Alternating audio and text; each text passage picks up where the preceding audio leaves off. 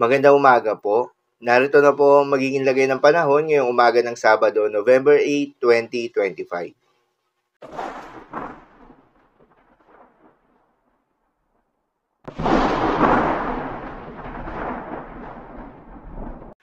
Sa kasalukuyan na tayo sa pag-asa, yung binabantayan na bagyo sa labas ng Philippine Area of Responsibility na may international name na Fong-Wong ay nakapasok na at lumakas pa bilang isang typhoon category. Binigyan nga ito ng local name na Bagyong Uwan. Huli nga itong namataan sa layong 1,045 kilometers east ng Eastern Visayas, taglay lakas ng hangin na umaabot sa 120 kilometers per hour malapit sa gitna at pagbugso na umaabot sa 150 kilometers per hour. Kumikilos pa west-northwestward sa bilis na 20 kilometers per hour.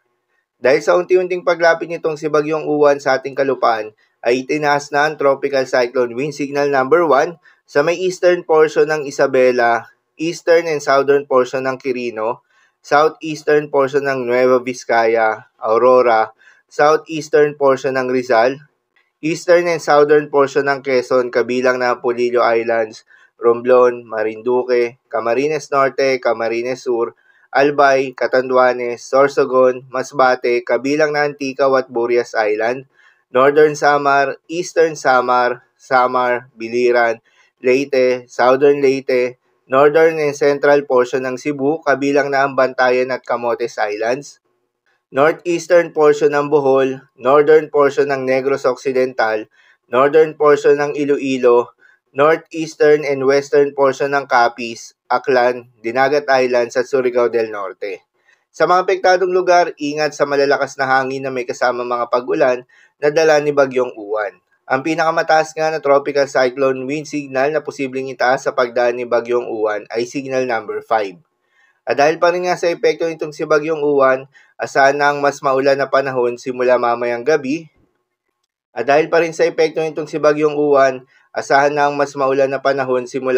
gabi.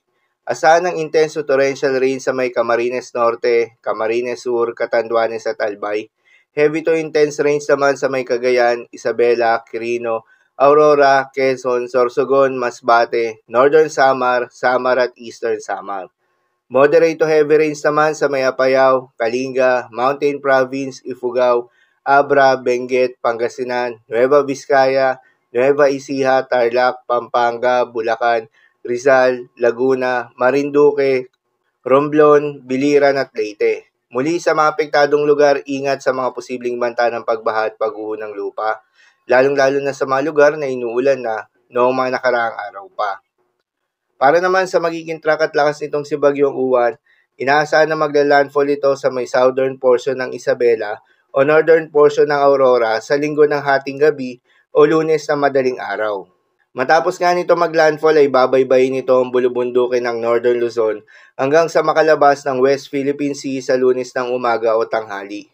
Inaasahan naman ang mabilisan na paglakas at posibleng maging super typhoon na ito mamayang gabi o bukas na madaling araw. Inaasahan ng bahagyang paghina pagdaan nito sa bulubundukin ng Northern Luzon, subalit mananatili itong typhoon category hanggang sa makalabas ng West Philippine Sea. Paalala pa rin po palagi na posible pa rin ang mga pagbabago, kaya naman patuloy lamang na magantabay sa mga update nating ilalabas, lalo na ng Pag-asa.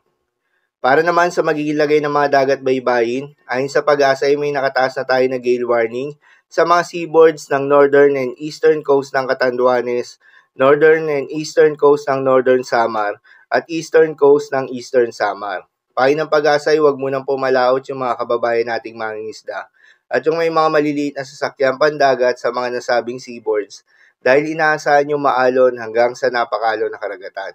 So yun lamang po para sa lagay ng panahon ngayong araw ng Sabado. Keep safe everyone.